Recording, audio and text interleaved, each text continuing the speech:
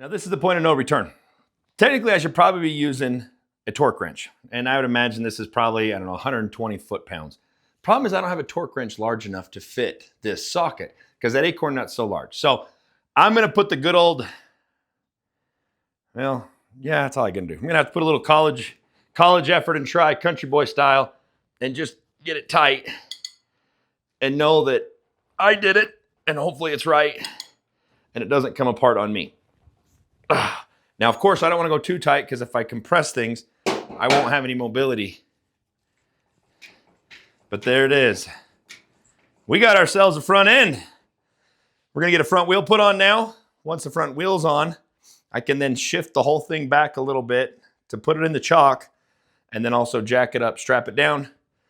I don't want to mess with the pretty stuff yet. We'll leave the bars as is. Then we'll go to the rear end and get going from there. My name's Lyonel Gammon. I live in northern Utah, and I have a story to tell you.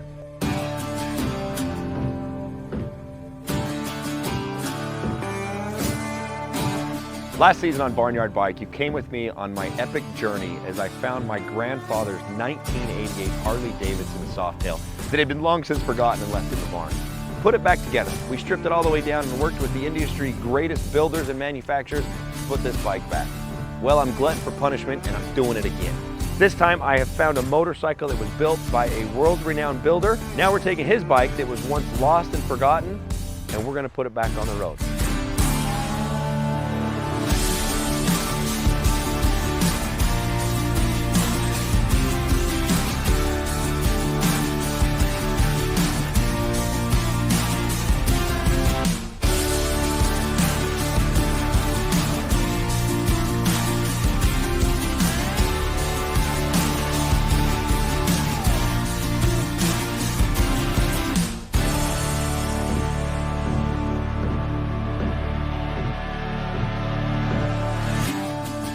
So join me as I take the adventure of my life, building a motorcycle and raising my 3 boys to become men.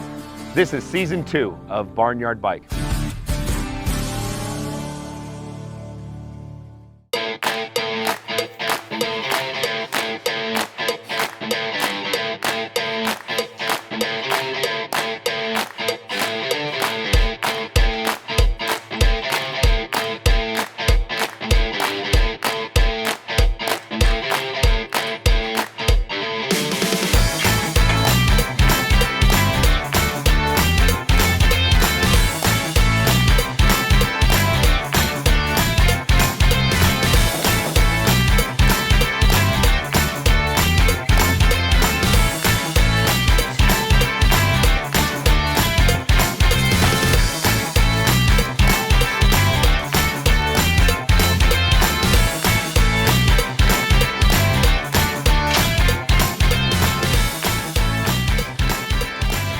Snug and strapped down and locked in. Then I'm gonna get out the torque wrench. Make sure I get some torques on this so we don't have any issues. But I also want to make sure we're free flowing. Granted, we're rubbing pretty seriously on the rack. However, that's free smoothing. Yes. All right. So, like I said, I'm going to lock it down, strap it down even tighter. We're going to jack it up then to get the back end off so we can roll that tire on and start sizing it right.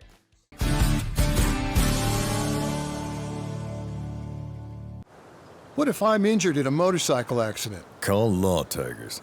What if I can't get this paper jam to clear? Don't call Law Tigers. What if the vehicle hit me on my motorcycle and I smack my head? Definitely call Law Tigers. What if I get a paper cut? Were you on a motorcycle? No, but I used to own a moped. Still, don't call Law Tigers, and please, get it together. Injured in a motorcycle accident? Call Law Tigers before you call your insurance company. Law Tigers, America's motorcycle lawyers.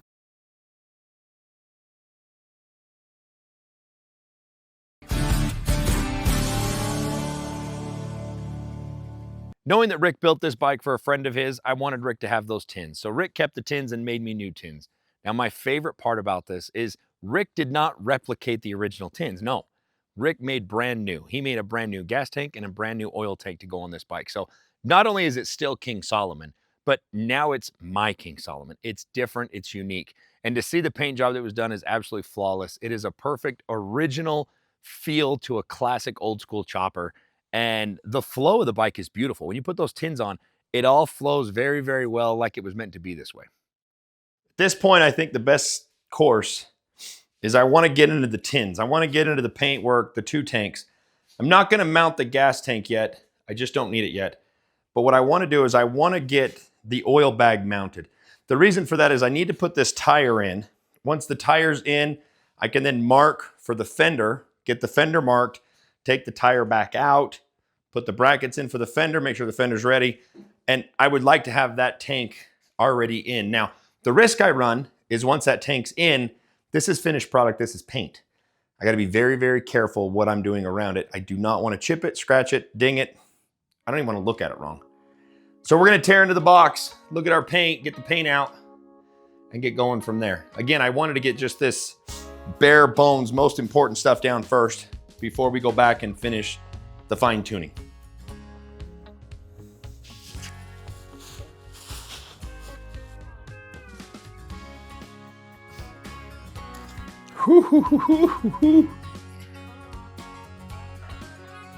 That is one purdy beast.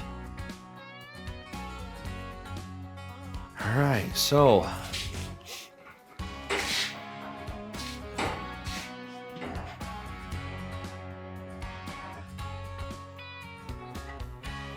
there she be. Absolutely fantastic. Rick outdid himself again on building it. Pete hit a home run when it comes to... I'm absolutely in love with it. In love with it.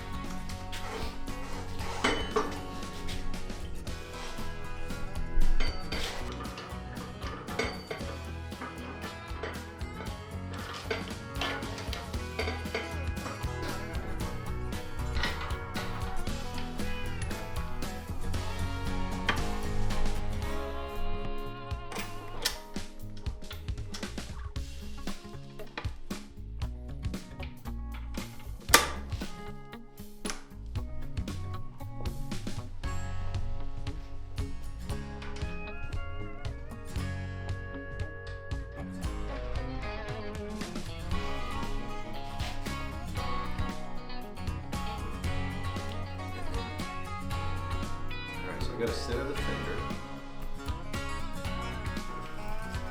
I found the distance, so measured the Fender with the calipers, found that, broke that in half, found it, drew a center line using a tape, dotting it along so it's perfect. Now what I'm trying to do is just eye it up the backbone of the tank all the way up the bike, just to make sure that fender sits perfectly square.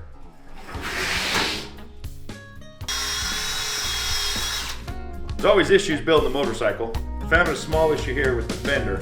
It's just not lining up right for me. And so before I get frustrated, before I make a bad decision, I'm gonna let it be. I'm gonna work on the rest of the bike, come back to that with a fresh set of eyes to have an idea of how to conquer this. I know there's a solution. It's gonna be a very easy solution, but I'm hot right now and I can't figure it out. So instead of getting all worked up, I'm gonna move on.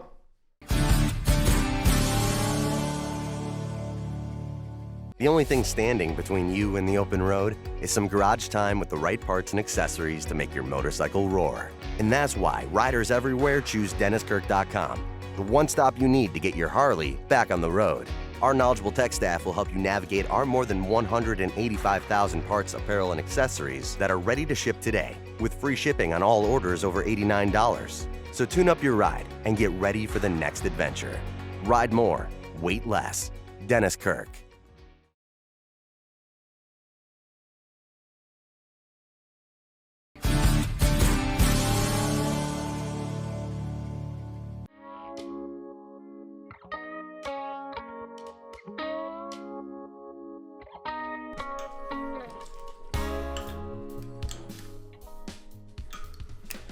One down. It's absolutely awesome that this guy that I bought it from really didn't do me any favors, as we know.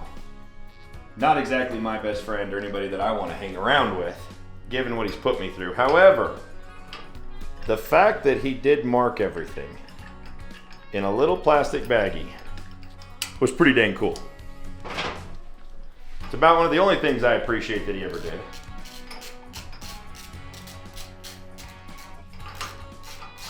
I lied. The fact that he tore it apart, I appreciate he did it. Because now I'm given the chance to put it back, put my own touch and flair on it. But there are things that he did that did not make it easy on me.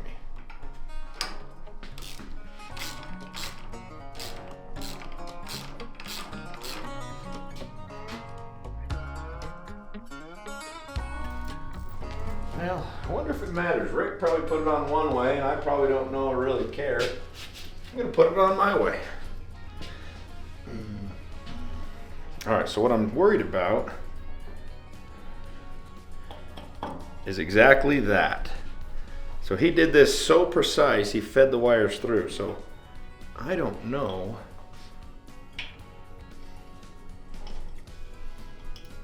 I'd like to be able to mount the hardware on, the actual housing on, and then see if I can run the wires up and in. I believe I can.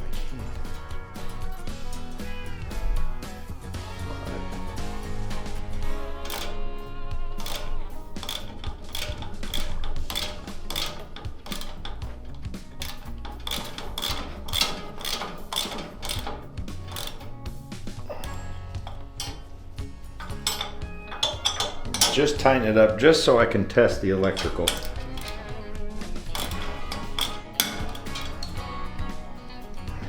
we're tight now, enough that it will stay. But I want to see if I can run the electrical up and through, and then I can do, it'll be a little tight, but I just think we can get it. I think we can make that work. But I want to see how he ran his electrical. Yeah, it looks like he ran it through. Like how he did it, and I don't see any other way to do it. So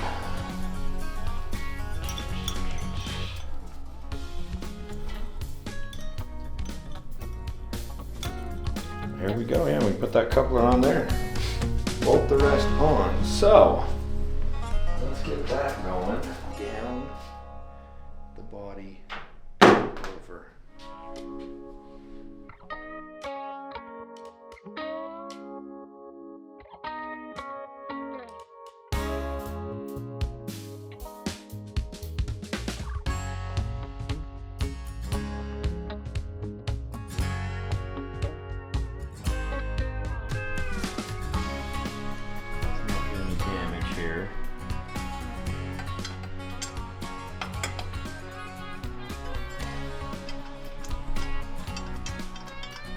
Of course, I put new gaskets on the heads here.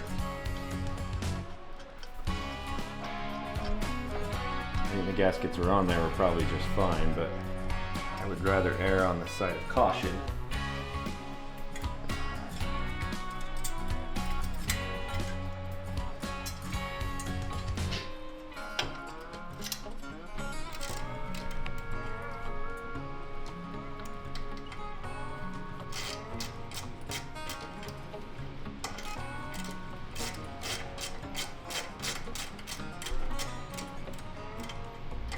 Want to get the back end snug on it, and then I'll make sure we're tied up into the head. Want everything to go on even.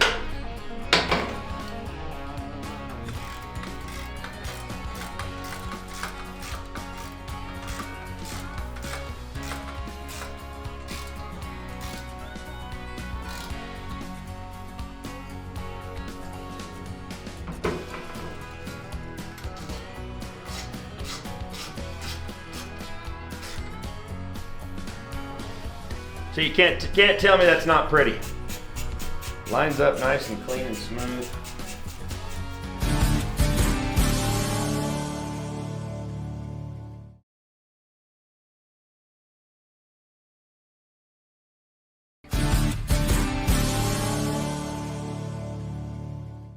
All right, fellas, so I need some help.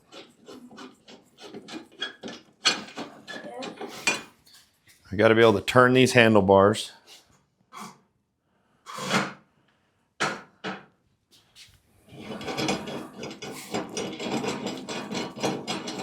So there's called a bar stop on every motorcycle, okay? The bar stop is exactly what it says. It stops the handlebars from cranking in too far. So when you test a bar stop, we want to see how far the bike will turn before it hits the stop. So see, we just hit the stop right there, right? We should be able to. Yeah, the bar stop's already in there. Rick built it with a bar stop, right? But what we're testing is, I've got to put the tank on because we have to mark new holes and drill new holes for the tank. Yeah. But you have to hit your bar stop to know how far the tank can be. Because if you have the tank too far up and your bar's here, hit your tank, every time you turn, you're going to hit your tank. Or you can't turn tight and sharp when you need to. Does that make sense? Yes or no? Am I speaking French? All right. So now we should be able to bar stop, bar stop. So now we got to be very, very careful because you don't want to drop a tank and ruin the tank. It would be a little sketchy sitting like an inch, not even an inch away from the tire. It's going to be cool because I have to set this in place and measure.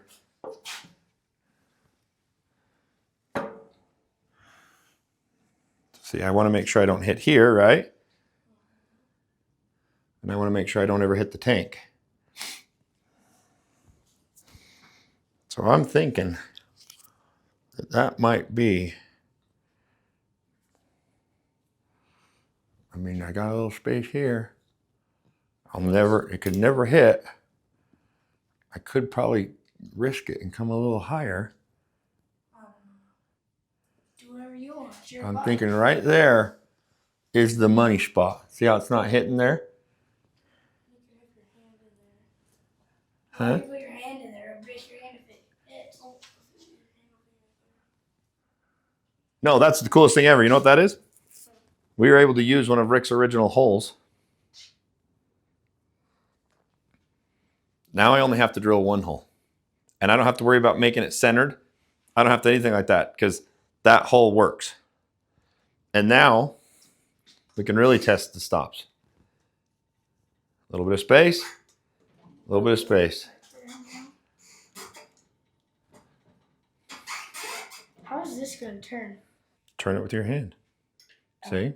Now don't. It's not done yet. It's not done yet. That pulls that and that goes all the way through, but it stops right there. Well, it's going to go down here to the carburetor. Yeah. Okay.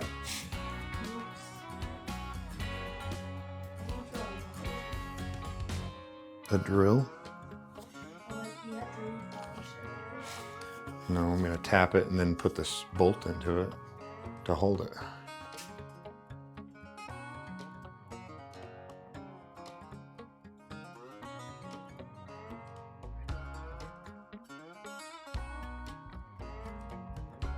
With some right planning and preparation, we fall right here today where all we needed to do was one easy little hole, and we're ready.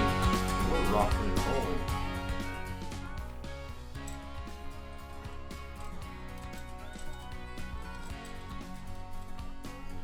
Just go finger tight to keep it so I can focus on the next.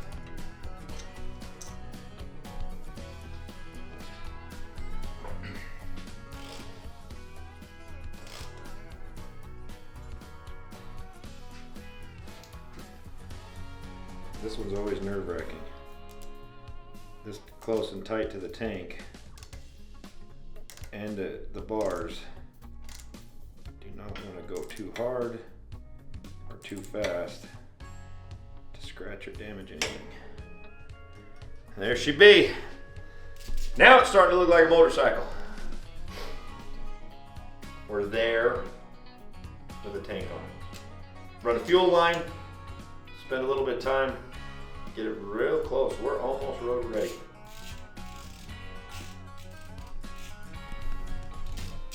What about table used to be full of parts? And now the parts are in front of you. Table full of parts becomes a motorcycle. Almost a motorcycle. We're not done yet.